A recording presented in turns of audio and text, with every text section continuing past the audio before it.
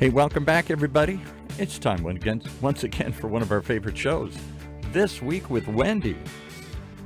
The one show, the only show to show you the real SoCal estate of mind. With your host, Wendy Ross, who after decades of working at real estate brokerages in Silicon Valley and Orange County, decided it was time to do something really different. So she did. And thus was born Veracity Real Estate. Time was right for renewed commitment to bespoke client advocacy at all price levels. Yes, we said all price levels, something you don't see very often in high-priced markets like SoCal. And through it all, well, she's built a team of data-driven, we call them data-driven divas, because they really do enjoy the data and spend a lot of time dissecting it and explaining it to all of us here. They are the experts, the ones we all go to find out what's happening. And the head diva is that didn't come out right. I don't think well, that I'm was. just thinking to myself, so the guys on the team are like, why are we divas? Right. Divas because you demand data. I get it. But we may have to rethink that one going forward. Divas are very demanding. I can be the queen diva. All right. I'm down with that. All right. Yeah. So we've been called worse. And they don't all start with a D. That's right. But I digress. Okay. So since it's the middle of November, I finally finished the end of October report. So we've got something to talk about there. And that's what today is going to be mostly focused on. That was why we have our Chief Brand Officer, Kara Stewart, back in studio with us. So we can talk about all things October and what that means going forward. And also, as we teased last week, Paul, I attended the 2022 Equity Crowdfunding Week in Los Angeles, and it was really, really something. I saw some of the little snippets that you did. That's wild. It was cool, right? Oh, yeah. You have no idea, Paul. That's part of what we're going to talk about today, too. Oh, cool. All yeah. right. Well, as we talked last week to Laurel Scott from Startup Starter, they gave us a media pass, and it just kind of went crazy from there. Yeah. Yep. Did I see you on stage or something? You were like, okay. Paul. Okay. You know, we like to have a build-up for these things, and you just jump in all of the time. Wah, teasing. Wah, wah, wah. I'm just teasing. Oh, yeah. So exactly, Paul. As it turned out, Wendy and Startup Starter actually are really quite aligned and came together quite quickly. But it went beyond not only covering the Equity Crowdfunding Week here for OC Talk Radio and for all Veracity Real Estate content. Mm-hmm. If you turned in last week, you heard a little bit about what it was and heard Wendy's initial interview with Laurel Scott, who was the co-founder and COO of Startup Starter. And if you remember, Paul, that's the brand new community that emerged from COVID for founders, investors, subject matter experts, and service providers. And they're really looking at a mission of launching and scaling successful businesses accessible to everyone. Mm-hmm. And that was the genesis of the first Equity Crowdfunding Week. And you learned through your interview, Wendy, that was all done during COVID, right? It's amazing. Yeah, it is. They understood that not everyone had a seat in the table, or as Laurel Scott said, why am I the only African American, LGBTQ person in this room? This is unacceptable, and he didn't want to support that. So he created this environment where people who have brilliant ideas for technology can get exposure, and people who aren't accredited investors, meaning they don't have hundreds of thousands of investable assets, can still make investments that are meaningful and things that are meaningful to them. Yeah, and it really is that two-sided coin, because it's not only that now with equity crowdfunding, almost anyone can invest in a company. Mm-hmm. It's that these brilliant founders who see a need or a niche are able to jump in. And whereas before, most of them would have not been considered, quote unquote, fundable by private equity firms, by VCs. So if they take the story to the people they're actually going to be able to serve, right, and everyone can share in that investment and that opportunity, and also that, that risk, though, it does democratize almost every industry. But if you have 1,000 people investing $500 a piece, the individual risk is lessened. So it makes sense because it gives the investors a seat at a table they never would have had access to. And something I learned at the IOI Summit and was reinforced again at the Equity Crowdfunding Week, because I did speak to venture capitalists at both, And so these VC people who are very well regarded very often said, many of these companies are wonderful. We think very highly of them. We can't wait for them to get to the next step. We just don't want to be the first ones in. So I was shocked in a very good way at how many people who are qualified opinions were saying, no, these aren't fly-by-night companies. These are really, really solid ideas, and these are well thought out. And because they're in a place like Startup Starter, where they're building this community of people to educate and support one another, they're getting ongoing education about how to write a business plan and how to do the next step planning and how to, how to stage for growth and that otherwise they wouldn't have, which would have gotten in the way of their getting investment. It's just all this universe they've created that was stunningly beautiful. And that's part of the reason your excitement there, that Laurel asked you actually on stage for all of day 2. And you ended up being the MC. I knew it. I actually was the moderator for day 2, and day 2 was the day that was chock full of all the real estate conversation. So it was prop tech, but it was also social equity. There was just so much. And at the end of day 1, I grabbed Laurel and said, all right, I got to go home and take care of my life, but I'll be back tomorrow morning. And I laughed and said, one of your venture capitalists from Canada asked if I was going to be on stage, and I said no. And Laurel grabbed me and said, do you want to host tomorrow? And I thought, wait, what? I was kidding. And guess what I did? So is that an example of be careful what you ask for in life? Just watch the words that fall out of your mouth. Yeah, really. Who knows what might Well, happen. you definitely did nail it, and you Thanks. kept the program going. I know it helped Laurel actually be in 2 places at one time as well. And you got to meet some terrific folks, as you said. Really did. Yeah. So it started off with a keynote speaker, right? It did. It started off with the LA County Supervisor, Holly Mitchell. And she was speaking more about government and social programs that are necessary to house people. And she said what is, I think, obvious to many people, but it bears restating: housing ends homelessness. Housing ends homelessness. And our homeless crisis in our state, in our country, is out of control. And housing is at the root of it. And so, again, I'm going to go right back to the NIMBYs and the bananas. You need to let us build the darn housing. You just need to let it happen, unless you support homelessness. And I don't think anyone is dumb enough to say that. No. Fair? And you were able to see a couple of the prop tech and just other general solutions that were under the auspices of this future of housing, right? And I have to admit, had I not been there, I would not have had the emotional connection that I did to some of these companies. And Rad Diversified leaps to mind. They really are a company built on culture, and the company is built on equity. And Dutch Mendenhall, who spoke and who was there, is a lovely, caring human being, and he understands all of his employees are humans with needs and families, and he's really dialed into that.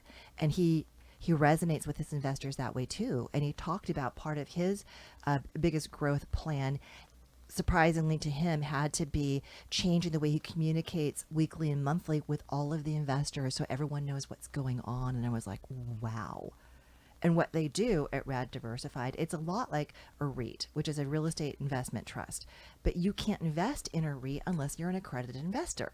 So there it is. It's like the people who have the extra $100,000 or more laying around, they're the ones that get to invest in these collaborative, fractionally owned real estate trusts that very smart professionals are running and maximizing the revenue on. So bottom line is the wealthy people are getting wealthier because they're in bed with the best in the business. And people who are less wealthy couldn't have access. And Caltier is another company doing the very same thing. And Matt Belcher, the founder of Caltier, said his frustration was even though he's a business owner, he started this company, he could not have invested in a REIT, a traditional REIT. And all of this has become available and accessible to equity crowdfunding and, microfunding, if you will, because of Regulation A that was passed 20 years ago during Obama. But I have to give props that it was actually expanded on during the Trump campaign. So this is a unifying phenomenon. Everyone wants this. Everyone wants to promote small business in America. And the things that we saw there, I think, warrant a lot of consideration. So if people haven't gone to startupstarter.co, WENDY.com/ECW. You should. I think there's still going to be a lot of video there and interviews so you can learn about these companies and their passion, not only for what they're doing, but for building wealth and legacy wealth for their investors.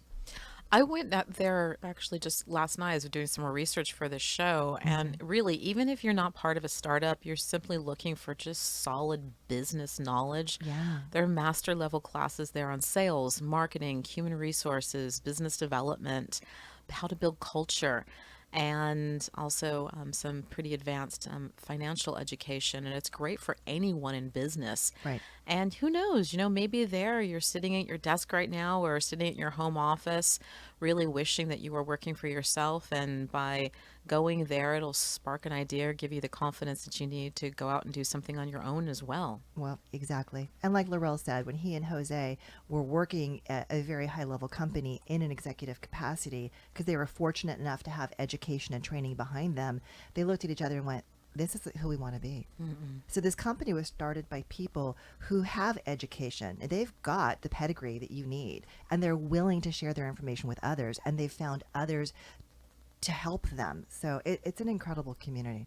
It's a relatable story, no doubt. Yeah. Okay, so from the future of equity crowdfunding and housing to the here and now in real estate, Yeah. let's turn to your market analysis of Orange County. Last week we learned that November, as you said, started a little less frosty than expected. I love the turn of phrase there. So what's the temperature this week? It's interesting. It's just sort of par. Week over week, we haven't seen a lot of change. And that's a little bit remarkable because we were really expecting to see a lot more active inventory build up because of fewer sales. And it's fairly flat. We have almost the same number of active listings at this moment, well, at the end of at Sunday, so 2 days ago. Technically, it was Sunday. So there was just 3,711 active listings as of Sunday. But we had 1,627 in escrow, which means that if we were to presume that all of the active inventory was going to sell at the current rate of absorption, we would have 2.28 months of inventory in the market, or about 68 days. And for Orange County, that's completely normal. At the end of the year or the beginning of the year, it would take between 60 and 90 days to sell all the inventory. So we're like right back sitting squarely in normal area. The abnormal part about it, though, is that we have so many fewer homes for sale. We again had 40% fewer for sale and 30% fewer sold. I think that's our new normal. I think we really, really need to hunker down and understand people. Stop waiting for this deluge of properties to come on the market, because for all the reasons we've discussed the past several weeks, it's just not going to happen. And builders aren't building much more because there's just not much land. I mean, we're hamstrung. So, and really, what you just said, you're jumping into the meat of your October market analysis, right? yeah. Every month you have a great theme to it. So what's the theme this month? I noticed that there isn't a Grim Reaper on the cover this time. Oh, the theme this month really is tactical and get strategic. I mean, it looks really dark. It does. It's like nothing is selling. Interest rates are like 7+%. There's no good inventory to buy. Our investments on Wall Street are diminished, so our down payment has eroded, and it's like want. There's nothing good. The tone of my October report is there's always good if you know where to look for it. So this is not all doom and gloom. And yeah, what we're seeing is that interest rates rose, but they've softened a little bit. I mean, the Fed CPI report came out, and we realized, or greater minds than I surmised, that we are not having inflation quite grow as aggressively as they thought. So perhaps inflation is abating a little bit, and that had a very favorable reaction in the market. But also during this high interest rate period, a lot of local banks, which is a very good thing, in particular credit unions, have really tooled up and said, I want a piece of this pie. I want more real estate loans, because obviously the refinances are gone. And they're starting to carve out really attractive jumbo loan programs where you can get interest rates in the 5s. All right, let's talk about that. Let's unpack everything you just said there, because really, Okay. people, this October report, it's, I think, probably one of the thinnest in terms of the numbers, but because you're able to have the analysis of what's happening, the cooling of inflation, we're past the midterms now. We are looking at the new normal. You're really unpacking a lot. So let's talk specifically. What activity do we see in October? You mentioned this already, but give us one more salient point about October 2022 versus the historical data. Well, as I already said, there Yeah. was 40% fewer homes and 30% fewer sold. But what we need to be mindful of is what is the rate of absorption? Normally we see between 30 and 40% of all inventory available sold in a given month. And we sold 34.4% of all the active inventory. So even though there wasn't that much to choose from, buyers were interested enough that they kept momentum going. And we had very, very healthy, normal momentum. Even Stephen Thomas was talking about that we're getting back to normal. Yeah. Stephen Thomas is a local quantitative economist with whom I have obviously publicly disagreed on occasion because we can't all think the same, but yes, I'm delighted that he agrees with me again. He actually finally said, instead of what he's been saying for the last few years, until we get normal levels of inventory, the market won't normalize. And he's finally seen, he's reading the tea leaves like me, saying we're not going to get that inventory ever again. I'm like, nope. No, and there are a couple other factors driving this redefinition as well. And, Stephen Thomas talks about some of this, and you're talking about this in your market report, but, rising cost of finance remain, as you call it, the fly in the ointment. But there's others with the Fed Reserve. Yeah. And so break that really down to how does that look for our listeners, though, sitting here in Orange County? Well, we need to get really strategic, and people also need to be a little bit more creative. In 2021, buyers could be a little bit lazy and say, only want to buy a house that looks exactly like what I want. Because that's not happening anymore, people. There just aren't enough houses that everyone's going to find one that looks exactly like they want. They're going to have to sit back and retool like in the good old days and think, is this the neighborhood that I want? Does it, have the function that I want? Like 4 bedrooms, I don't know, downstairs bedroom, swimming pool, whatever. Does it have the function that I need? Is it in the location that I need? Is it in the price range that I need? And if it doesn't look like I want it to look, is it priced low enough I can afford to do whatever superficial things I want to make it look the way I want to look? I mean, buyers need to really get a little bit more realistic. And I know they were fatigued because they were writing 20 and 30 offers just to get one to stick. I hear you. Sellers too, you have to get a little bit more realistic. You don't get to get the same price that your neighbor did. You don't. I mean, the market is flat. If you overprice your home when you come onto the market, you will end up netting less as a seller than if you had priced it at market. And Stephen Thomas did a really good job of breaking that down, so I didn't feel that I had to. And just, with buyers and sellers, let's advertise that where buyers can get at these interest rates, in the 5s. Because if you compare the median priced home today, if somebody put 20% down, not paying 7%, but instead paying 5.25%, that typical buyer is going to save $12,000 a year in housing payments. So this is something to crow about as part of the marketing plan. And this is why you strategize with your broker, get the word out. And that anyone can call you and get some good referrals for that, right? Of course. Yeah, I'm happy to help. And these aren't my lenders. It's not like I have in-house lenders. I just surround myself with great legal people, with great finance people, with great tax advisors, because that's what you do when you're a fiduciary. So what are you hearing about the outlook for mortgage rates? It's interesting. I had heard back started hearing this in about 2009. And then I started hearing it a lot again about 2018. And that was because technology has, of course, started to run the world. Whereas before, financial institutions didn't have the immediacy of information with Wall Street that they do now. Now in a nanosecond, they can see all the exchanges on Wall Street, who's moving money, what the bond activity is. All of these things that influence market rates have accelerated, and it's become much faster. And so many people prognosticated back to 2008, 2009, because this information is immediately available, there's not this pause and this holding of breath, if you will, on the institutional level, thinking, we're going to raise our rates another 0.5% just in case XYZ happens. Now it's more the opposite. Now they've got AI anticipating and doing these micro-analysis, and they've done these subtle increases to rates on the daily and sometimes twice daily for weeks and months ahead of an actual event occurring.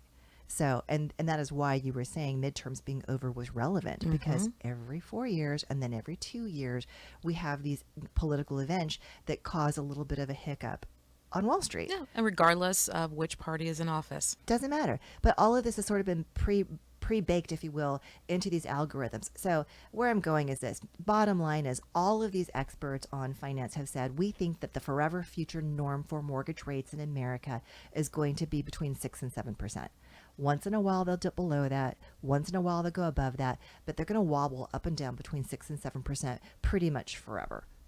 And that leaves a very low Fed funds rate. It does. But they think that because everything is enhanced with technology and there are efficiencies in place in the financial world, that's probably where it's going to land. So there can be a more normalized and predictable supply chain throughout.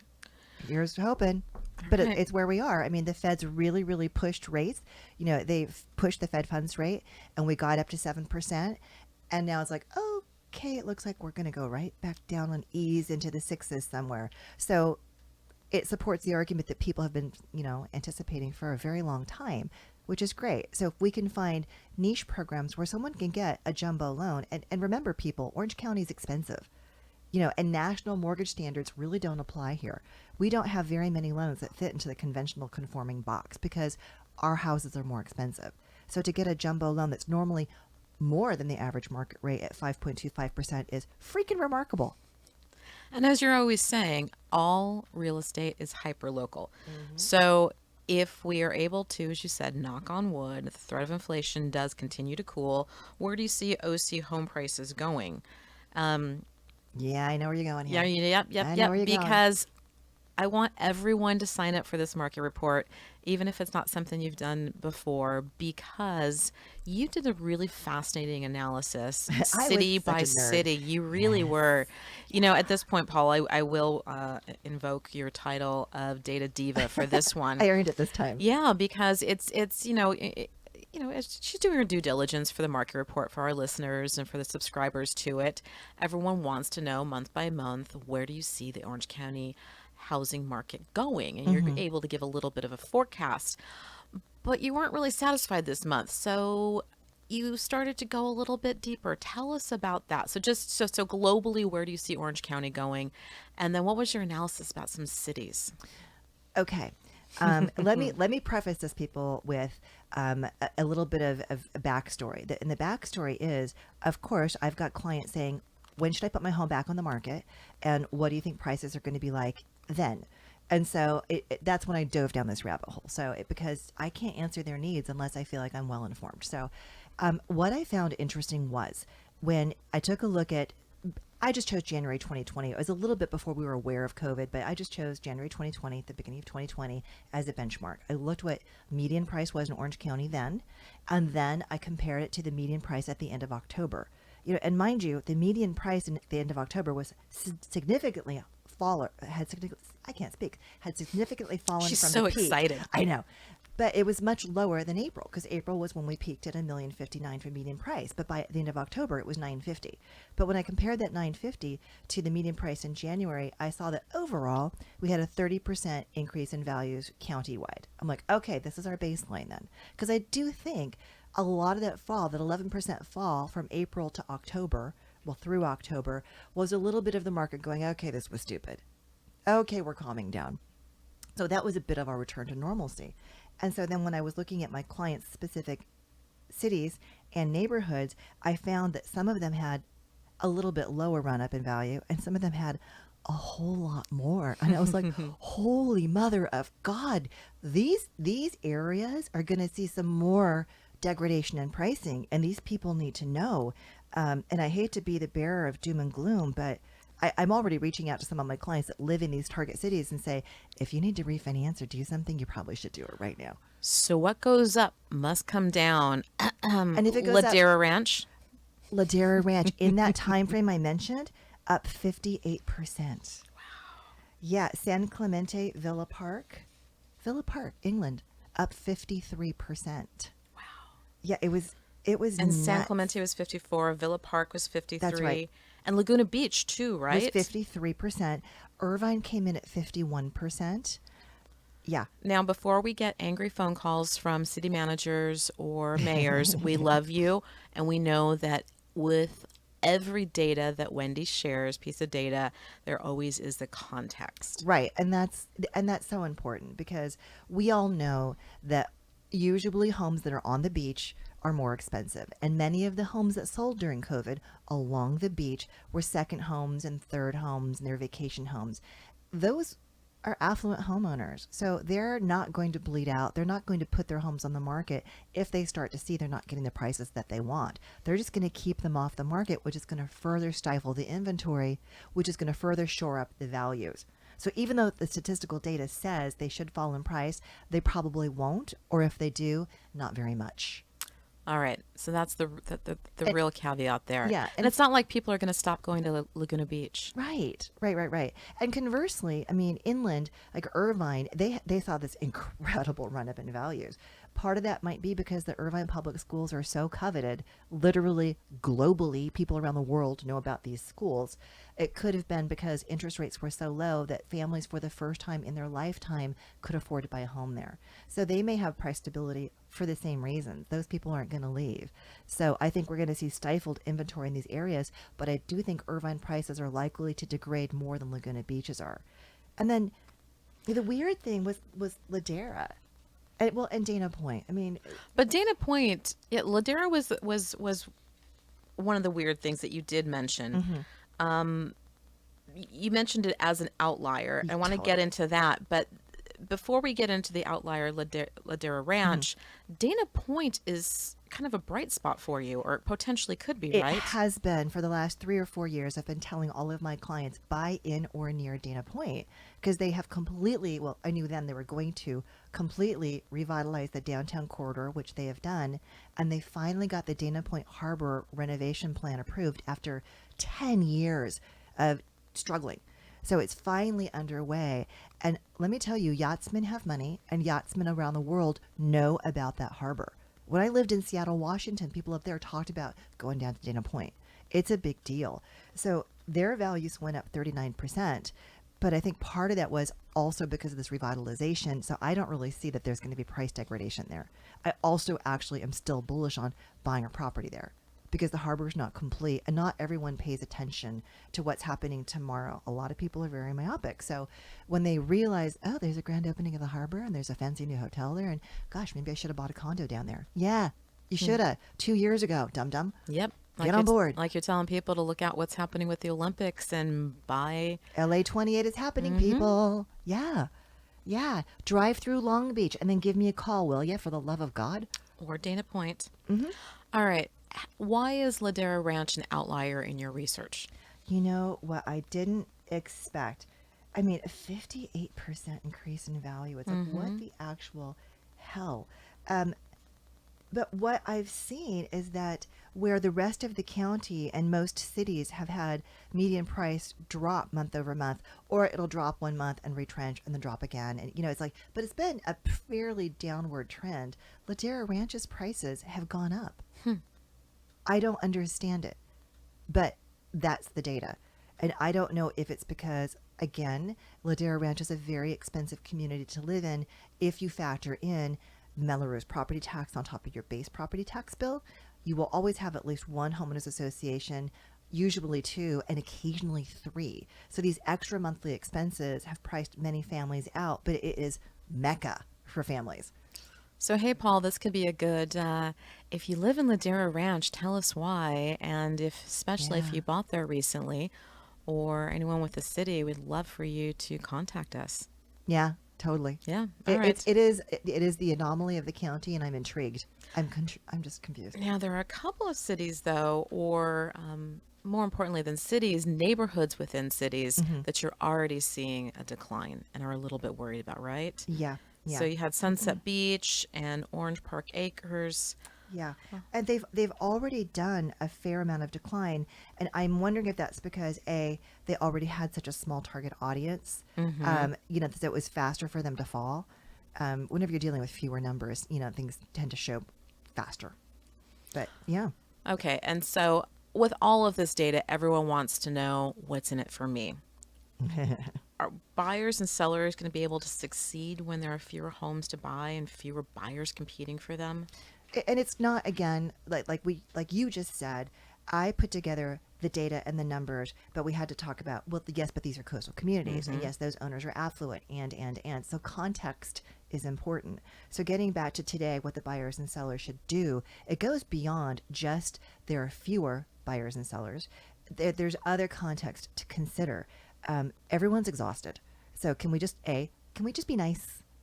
Can we just be courteous? And if someone hasn't responded in a way we expected, don't assume the worst, just be nice. But also, everyone's exhausted. Buyers aren't even going to go look at a house that they think is overpriced. They're not. They're not going to go look at it. They're not going to write an offer on it. And not even if it's overpriced, just a little. So sellers, stop it. You have to price it at market, or if you really want to sell this year, a little bit below, And if you price it a little bit below, it will still sell quickly, and you may still get multiple offers. So you just have to. And what's really interesting is that, like I had already said, if you do overprice by accident, statistics show that those who have to reduce their price twice will net less money than people who ended up selling at the same price, but that was their initial price offering. So buyers are really, really adversely responding to price reductions and days on market. Even though days on markets are increasing, you need to make sure, sellers, that your home is on the market a commensurate amount of time as your competition. So they view it as stale bread. It is what it is. How about some perspectives for buyers? You need to not just go get pre-qualified for a loan, not just pre-qualified. You must go get fully underwritten and pre-approved, especially if you want to get some of these niche loan programs I'm talking about, because they are finite. Not everyone has them. And what that means is that if the lender doesn't know you're definitely going to pull the trigger, they may fill up that loan pool and you won't get it. So, and then if you have to jump from an assumption of, I'm going to pay 5.25% in my mortgage interest, and now I'm going to pay 7%, you may no longer qualify. This is not negotiable. So you must get fully pre-underwritten. So, and also buyers need to understand too, you have to have a backup scenario, because a lot of these programs are finite, and or if lenders, different lenders have different appetites, which is really fascinating. Like some lenders have a real sweet spot for doctors next door and the policeman next door, or government worker type buyers, and so they deliberately have attractive pricing for that pool of buyers. Some lenders really like $1 million plus loans. So if your loan's over $1 million in size, they have the best interest rate for that. You just have to know where to look. But they can also, even if you are pre-approved for one of those niche loans that is perfect for you and you're in escrow, the lender still has the right to cancel that program off their books altogether. And most people don't understand that. They're unaware of it. And when things are squirrely on Wall Street, just remember, except for credit unions, mostly, all of these lenders are pooling their loans and they're selling them off as bulk assets to Wall Street. And if something changes on Wall Street and Wall Street says we're not buying that anymore, the lenders are sometimes caught short going, crap, well then we're not selling it anymore. And you said that's always tied to, or one of the things it's tied to is expected market time. Right. And just, we hit this point a lot. There is a distinction between market time and days on market. And you hear a lot of people in the media confuse those terms. Right. But again, for our audiences, quick definition between the two. Okay, so as I had said earlier, market time is when you take all of the active listings on the market. So let's say there's 4,000 homes on the market. And then you take a look at those that went into escrow in the last 30 days, because that is the rate of, appetite. That tells you how many people bought. Let's just say that was 2,000, right? So then you would know that you have 2 months worth of inventory or 60 days, right? So as of the writing of my report, which was 2 days ago, we had a market time of 96 days, because that was suffering under the assumption of all of the active homes on the market were going to sell. And that is statistically impossible. So days on market is when you take a look at all the homes that actually did go into escrow or did sell, depending upon what section of time you're looking at and how long on average or median they were on the market before they reached that next status. So at the time I wrote this, market time was 96 days, but the median days on market for active listings was 40 days. And it was 21 days for those that had sold in the past 31 days. But those that were placed under contract, their median days on market was 38. So you can see that if we look back, those that farthest back in time, those that sold had 21 days on market. Those are in escrow now have 38 days on market, and those who haven't found someone to love them yet are 40 days on market and counting. So Complicated analysis. It's not just I'm going to buy a house or I'm going to sell a house. As you said, there has to be mapped out a true buyer's plan and seller's plan. And I don't know how anyone does it without a stable of trusted advisors around them anymore. I don't either. And I've got this one transaction that we talk about that has been really, really, really messy. And I'm not going to lay blame. I fervently believe that the agent on the other side of this, who happens to represent the seller, I've got the buyer on this one, just isn't getting good guidance from her broker, and she's not getting good advice, and she's not being trained, and it's not her fault. And that is people common. That is most common. Most agents who are out there who have spent a ton of money on advertising, you see their face everywhere, you think, oh my God, they must be good. They're getting zero training. And it has been a train wreck trying to get this one across the finish line. So all I can say is that if you don't have someone that you know knows what the heck they're doing, you're going to have a problem. And in this particular instance, this particular sale probably wouldn't close had I not been able to advise my client to calm the heck down and say, yeah, this isn't the way it's supposed to go, but it is. And here we are, and here's what we're going to do. And yes, we could ask for that, but this person is having an emotional meltdown, so that's a bad idea. You have to have someone who understands not just the numbers, not just the legal requirements, not just the compliance, but how to actually navigate the emotional responses on the other side, because residential real estate tends to bring out the worst in everyone. They get very emotional. So it's a lot to manage. Dr. Wendy, now seeing new patients. This is why I drink so much wine. In rosé we trust. And speaking of trust, our trusted advisors. Nice segue. You're welcome for that, Paul. Who do we have to thank? We just want to thank all your group of people, and particularly the one today that's our sponsor of the day here, which is Ford and DiUlio. Ford and DiUlio is an Orange County-based boutique litigation firm with experienced attorneys from the big law firms. The partners who founded the company did so in the concept of aligned interests, where their success is tied to the results they get for you, not just how far they drive up the invoices and how much billing they can rack up here, where they're rewarded for being efficient and effective, and where they engage in the relentless pursuit of their clients' goals, whether in litigation, mediation, or even a trial.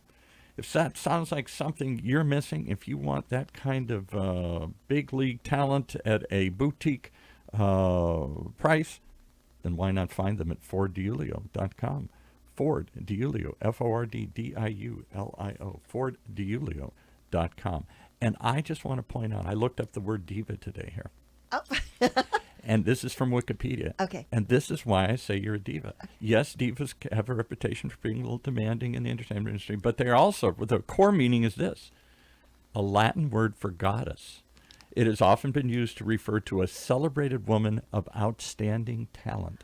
I'm a data goddess? You're a data goddess. Well, I'm going to tell the guys. Celebrated woman of outstanding talent. This isn't the ordinary. Is there a male version? Is it Devo? Devo? Yeah, could be right. I think that was a band a long time ago. Anyone have a flower pot?